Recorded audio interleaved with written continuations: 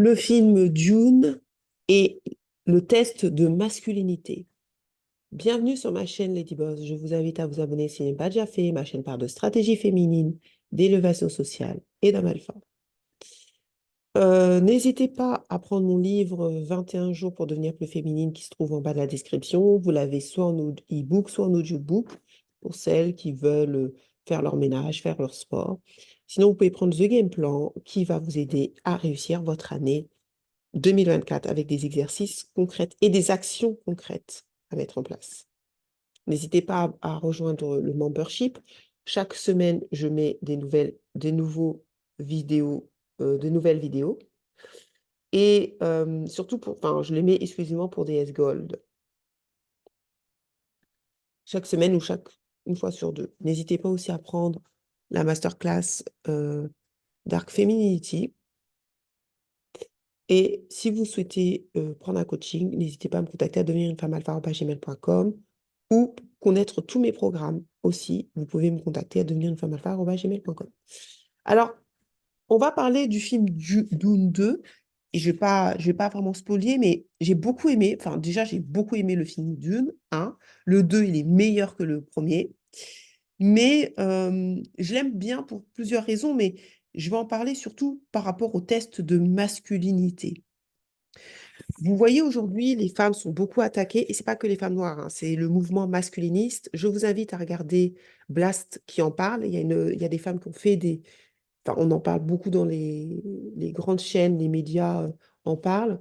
Il y a une montée de ce qu'on appelle le mouvement masculiniste, surtout chez les jeunes, génération Z et génération alpha. Euh, et c'est problématique parce que ça peut arriver jusqu'au meurtre. Donc, je vous invite à regarder Blas. Il y a une femme qui a écrit un livre dessus et qui alerte, qui est en train d'alerter à propos de l'augmentation des mouvements masculinistes, notamment dans la société occidentale. Euh, Ce qu'il faut que vous compreniez, c'est que on ne naît pas homme. C'est pas vrai. Enfin, on est homme, on ne naît pas homme. Enfin, on ne naît dans le genre, mais on le devient. Et que depuis la nuit des temps, les hommes devaient tester leur bravoure, tester leur masculinité. Et c'est ce qu'on voit dans le film Dune. C'est pour ça que j'ai beaucoup aimé et je vous invite à le regarder. Dans le film Dune, on a Paul, qui est un homme qui a perdu son père et qui cherche plus ou moins à se venger et qui a une mission un peu messianique et qui va dans une autre contrée et il n'est pas du peuple Fremen. Et en fait, il doit prouver sa valeur pour faire partie d'un nouveau peuple. Donc, il se bat, il gagne les batailles. C'est quelqu'un qui se bat très bien. Et pourquoi, en fait, ce film remporte un fort succès? Parce que c'est comme ça que c'est la vraie masculinité. Donc là, il dit, faut-il aller voir Dune 2 au cinéma? Si le premier volet Dune était contemplatif, le deuxième montre en intensité. Voilà un vrai film d'action avec Paul Atreides, Timothée Chalamet, plus fort, plus mûr et doté d'une conscience religieuse qu'il va utiliser à des fins politiques. Le peuple des Fremen a décidé d'en faire son messie. Mais oui, pour repousser les vilains Harkonnen, ces colonisateurs en quête d'une denrée ultra précieuse, l'épice.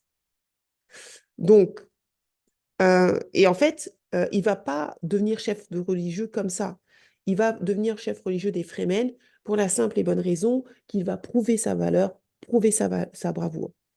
Depuis la nuit des temps, les hommes devaient prouver qu'ils étaient des hommes, et les meilleurs, c'est eux qui ont couronné roi, comme le roi David. Je vous invite à regarder l'histoire du roi David. C'est un homme qui a prouvé sa bravoure. Il n'est pas devenu roi pour devenir roi, il a dû se battre, il a dû gagner des combats.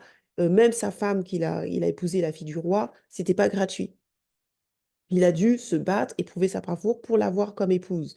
Et ça a toujours été comme ça. Ça a été pareil pour Hélène de Troie.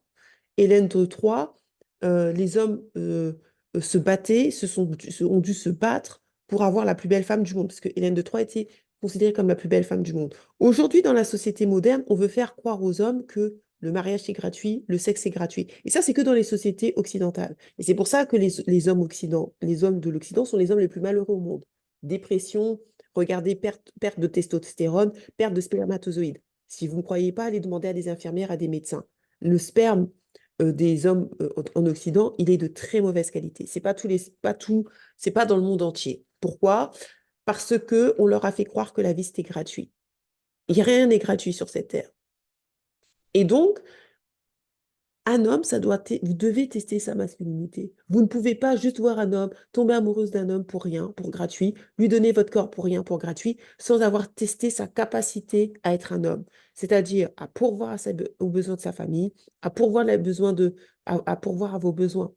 Un homme, ça se teste. Et c'est pas être une gold digger, c'est depuis la nuit des temps. Dune n'a pas été créé, ça a pas été créé par un homme, par une femme, et ça n'a pas été filmé, réalisé par une femme. Ça a été réalisé par les hommes. Les vrais hommes, les hommes alpha, les vrais hommes, ils savent que un homme, ça se teste. Un homme doit prouver sa valeur. Et c'est aux hommes de prouver sa valeur, sa valeur. C'est pas à vous de prouver votre valeur. Parce que depuis la nuit des temps, ça a toujours été comme ça. Dans les plus grands livres religieux, ça a toujours été comme ça. Si on parle du prophète Mahomet, c'est parce qu'il a gagné des combats. Après, on peut aimer l'islam ou pas, ça, c'est pas l'idée. L'idée, c'est de se dire, on parle encore de lui parce qu'il a gagné des combats. On parle de Jésus, il n'a pas gagné des combats, mais sa théorie a gagné. Si on parle d'Alexandre le Grand, c'est parce qu'il a gagné des combats. Si on parle de Napoléon, c'est parce qu'il a gagné des combats. Il a prouvé sa noblesse, il a prouvé sa valeur en gagnant. Et les hommes, vous ne pouvez pas prendre un homme dans votre vie, mettre un homme dans votre vie sans qu'il ait prouvé qu'il était un vrai homme. Et le problème aujourd'hui, c'est que la majorité des hommes, en tout cas dans les pays occidentaux, ils ont perdu leur masculinité. Et ça, c'est la vérité qu'on ne veut pas vous dire. Pour la plupart, ce ne sont plus des vrais hommes. C'est la vérité qu'on ne veut pas vous dire.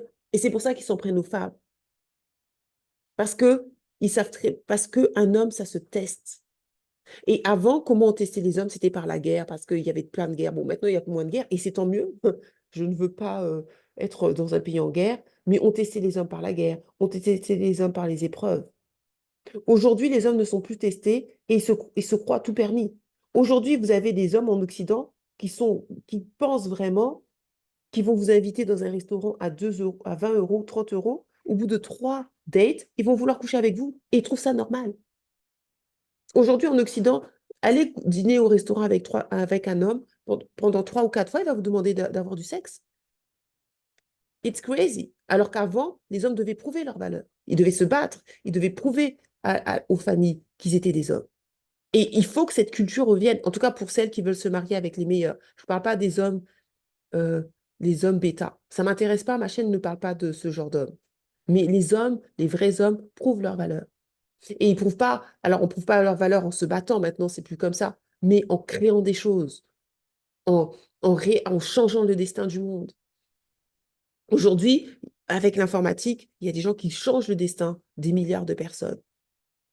Et c'est la vérité. Et aujourd'hui, il y a beaucoup, beaucoup, beaucoup. Pourquoi le monde va mal? Parce qu'il y a trop d'hommes faibles. Et c'est ça la vérité. Pourquoi la société occidentale s'écroule? Parce que c'est rempli d'hommes faibles. Quand vous regardez les hommes, je suis désolée, les hommes d'Occident de 2024 et les hommes de l'Occident de 1800, il y a une grande différence. Ils sont pas dignes de leurs ancêtres. Je suis désolée, c'est la vérité. Leurs ancêtres étaient beaucoup plus intelligents qu'eux, beaucoup plus forts qu'eux. Vous pensez qu'on domine le monde 2000 ans si on était stupide? Non, on ne domine pas 2000 ans le monde ou 500 ans le monde en étant stupide. Et la vérité, c'est que tout le monde le dit, hein, même aujourd'hui, on dit que les élèves, ils savent plus lire, ils savent plus écrire. Moi, j'ai parlé avec mon prof, il a dit, mais il y a une grosse baisse de niveau. Tous les profs le disent, que les générations d'aujourd'hui sont moins intelligentes et ils parlent même pas bien le français par rapport aux générations précédentes. Et ça crée une faillite de l'Occident. Parce qu'un homme devait prouver sa valeur. Et les vrais hommes, je ne parle pas des hommes bêta, doivent prouver leur valeur, doivent gagner leur masculinité. Et c'est pas en insultant les mères célibataires, c'est pas en insultant les hommes les plus faibles, c'est en se battant. Comme Napoléon, bon, en se battant, quand je dis se battre, c'est pas aller faire la guerre, mais en prouvant sa valeur et en dominant d'autres hommes. Napoléon, jusqu'à présent, on parle de lui parce qu'il a dominé d'autres hommes. Il n'était pas là en train d'insulter les mères célibataires. D'ailleurs, il s'est marié avec une mère célibataire. Les hommes là qui disent non, non aux mères célibataires. Napoléon, il est plus intelligent que les 3 quarts d'entre vous, que vous ne serez jamais. La plupart d'entre vous, vous n'avez même pas le niveau ni mental, ni l'intelligence, ni la force physique de Napoléon. Il s'est marié avec une femme qui était plus âgée et qui avait 2 enfants. Joséphine. N'écoutez pas les hommes bêta. Jeff Bezos est devenu l'homme le plus riche du monde, là. C'est lui maintenant qui est l'homme le plus riche du monde. Il va sans doute se marier avec, comment elle s'appelle, la Latina. Oh, je sais plus. Comment elle s'appelle? Bon, bref, vous connaissez ça. Sanchez, Lorraine Sanchez. Les vrais hommes, ils s'en moquent que vous soyez mère célibataire. Enfin, ils s'en moquent pas parce que c'est vrai qu'être mère célibataire, ça peut être compliqué, mais ils s'en foutent quand ils sont à un certain niveau. Regardez Napoléon, il s'est marié avec une mère célibataire plus âgée. Et il a vraiment aimé. Tout le monde dit que c'était l'amour de sa vie. Regardez les lettres enflammées qu'il donnait à Joséphine. Regardez Jeff Bezos. L'homme le plus... Là, actuellement, en 2024, c'est lui l'homme le plus riche du monde. Il va se marier avec Lorraine Sanchez. Une femme qui, elle a plusieurs enfants de plusieurs pères différents. Bon, c'est Messi, son truc. Et il a quitté sa femme pour une femme plus âgée. Elle est plus âgée que sa femme. Je vous dis, les vrais hommes, ils s'en moquent. Enfin, bien sûr que quand tu es mère célibataire, c'est plus difficile, donc il ne s'agit pas de raconter des... Mais ils sont tellement à l'aise dans leur masculinité qu'ils prennent la femme qu'ils veulent. Les vrais hommes, ils sont tellement à l'aise. C'est les femmes qui disent toujours mère célibataire. Les hommes bêta, ils s'en prennent aux mères célibataires parce ils sont faibles. La majorité des hommes qui s'en prennent aux mères célibataires, ils n'ont pas l'intelligence de Napoléon. Ils le savent. Ils ne peuvent même pas rester face à un mec comme Napoléon, face à un mec comme Charles de Gaulle, face à un mec comme, je sais pas, il y a plein d'hommes, beaucoup d'hommes, je sais pas. Ils peuvent pas, ils n'ont pas l'intelligence. Ils savent qu'ils n'ont pas de niveau. J'ai dit, les vrais hommes qui sont à un certain niveau, ils s'en moquent. Il y avait même un homme qui aimait Diane de Poitiers. Regardez Diane de Poitiers. Le roi, je ne sais plus quel roi, aimait une femme qui s'appelle Diane de Poitiers. Elle avait 20 ans de plus. 20 ans de plus. Regardez l'histoire de France. Les bêtises de ouais, les mères célibataires plus âgées. Regardez l'histoire de France. C'est pour ça que je vous dis, il y a plein de gens qui ne connaissent pas l'histoire de France. C'est pas. Tout le monde dit ah, Macron. Macron, c'est pas le premier à aimer les femmes plus âgées, hein. Il y avait un roi qui a aimé Diane de Poitiers. Tapez Diane de Poitiers, regardez l'histoire de Diane de Poitiers. Elle avait 20 ans de plus. C'est lui qui a dragué la femme. Macron n'est pas le premier à aimer une femme plus âgée, là, à marier une femme plus âgée, hein. C'est pas vrai, hein. Je ne sais pas si c'est dans la culture française, mais quand vous regardez l'histoire française, il y a toujours eu des hommes qui ont aimé les femmes plus âgées, hein. Napoléon, euh, un autre qui a aimé Diane de Poitiers. C'est dans l'histoire de France. Les gens là qui vous disent mère célibataire, ils connaissent même pas leur propre histoire. Il y a un homme, je ne sais plus, faut que je cherche l'histoire. Il a aimé une femme qui avait 6 enfants. Il a épousé 6 enfants. Je ne sais plus c'est qui. Ça, c'est l'histoire. C'est une histoire d'un homme. Il a épousé une femme qui avait 6 enfants. Je ne sais plus c'est qui l'histoire. Je pourrais vous la redonner. C'est pour ça que je vous dis, quand tu es vraiment un homme qui domine le monde, tu t'en moques. Tu prends la femme que tu aimes. Je dis pas que tout le monde aime les femmes avec enfants, c'est pas vrai. Il ne s'agit pas non plus de raconter des histoires. Mais les hommes qui sont vraiment masculins, qui sont à l'aise dans leur masculinité, ils s'en moquent. Mais comme il y a beaucoup d'hommes qui n'ont rien accompli dans leur vie, qui n'accompliront jamais, parce qu'ils ont juste la chance de vivre dans un pays où on a laissé beaucoup de bétamènes pulluler et ça va devenir un problème.